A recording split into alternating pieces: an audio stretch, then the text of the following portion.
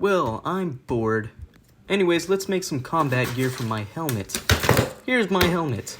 Now, let's make some headphone covers, because I do not want to pay 30 bucks on Amazon.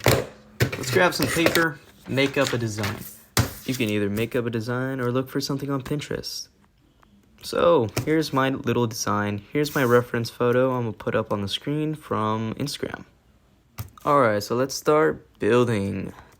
Okay, now grab your cardboard. Now let's measure these headphones. 4.5 inches, just like me. Now put it on the cardboard and mark it. Okay, now we got the length, now we need the width. Okay, 3.5 inches.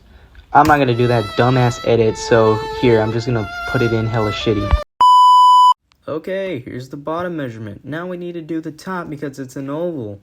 So let's get that done, get it figured out. There, we got the measurements for the base, so let's start cutting and making shit. Oh, and I highly suggest to sharpen your blades before you start cutting. As you can see, I'm having trouble cutting through fucking cardboard. So, just make sure to do that. Yeah, just make sure to do that. And now we're gonna make supports for the inside, so this thing doesn't cave in on itself when we're wearing it on our helmet. And now I'm gonna make a hump as in a support for the inside. So it's just a hump, just do that. We're gonna do it twice. Okay, it's more like a slope, but we're gonna put these where I put those little dotted lines on the base. So once we attach those, we're gonna start building the outside layer, which is the layer everybody's gonna be seeing, which is gonna be made out of like thin cardboard and stuff like that. So make sure you look at your reference images and, keep track of things. And as you can see there, I just made a quick little template of it, so when I go to make the other side, they're identical. And remember, keep these measurements in mind. Okay, right here, I forgot to record myself gluing in that cardboard dowel right there, that little dowel right there. Mind that, but here's me making the sides, and I'm using the cardboard that we cut out the base, and the base right here has these perfect curves for the sides, and that's exactly what we need. So right here, I'm marking my lines so I can cut a perfect shape. And I did this for the left side and the right side. So they're perfectly even and the way it's supposed to be. Here's a reference picture to show you what I mean on those sides.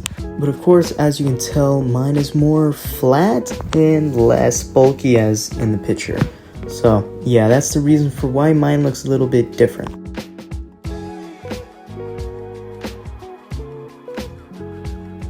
In this next step here, I'm going to be showing you how to make the top piece. So grab yourself a new piece of cardboard, and you see these little squiggly bits? Yeah, we need that to curve it as much as we can. So go ahead, mark it, then you're going to cut it up. And also try to make sure you get a template of that so you can make the other side look similar to the left side. So yeah, just go ahead, mark that up, and add these little tabs right there so you know where to glue it up and mark it. Just mark everything, so when you're gluing things, you don't be like, oh no, I accidentally glued it upside down. But you have marks. So now we need to make supports for the bottom and top half. So the bottom support is going to be a little bit more thicker than the top, because the top is going to be a little bit more smaller. So when we add the cardboard on top, it looks, less bulky and less seams.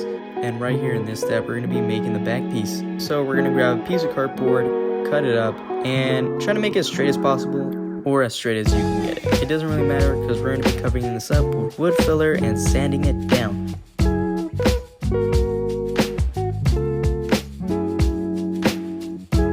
Here's a pro tip: every time you glue, do not cut pieces off of it while it's drying. Just wait for it to dry and then you can cut it off, because it could ruin the placement and it just ruined the piece overall. And it's a lot of sanding. You don't want to do sanding.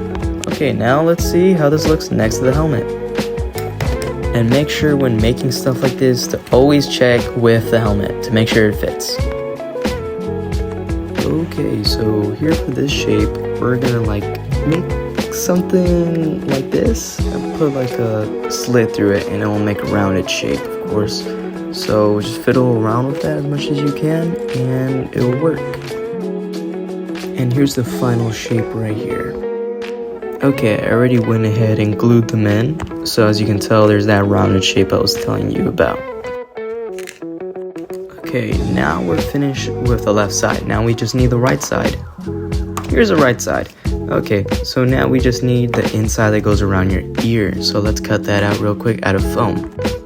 Okay, so I already went ahead and cut these out. So it's just 10mm foam, and that's what we're gonna use to put around our ears. So it's like a little buffer, I guess. And we're also gonna go ahead and glue fabric on it.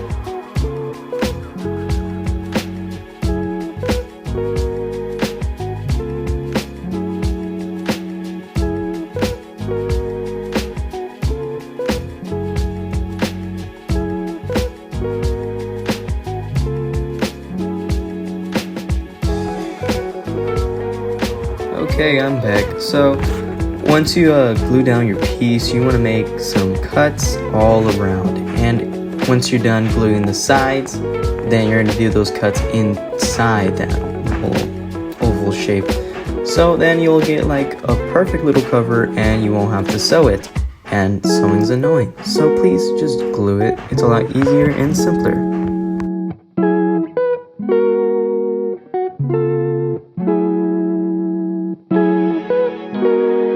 Okay, here's the finished product after glue. You see, it looks pretty good. You can put this around your ear, and then we're just gonna glue it on. And that's the end of the build process. So part 2 is gonna be sanding and painting. See ya.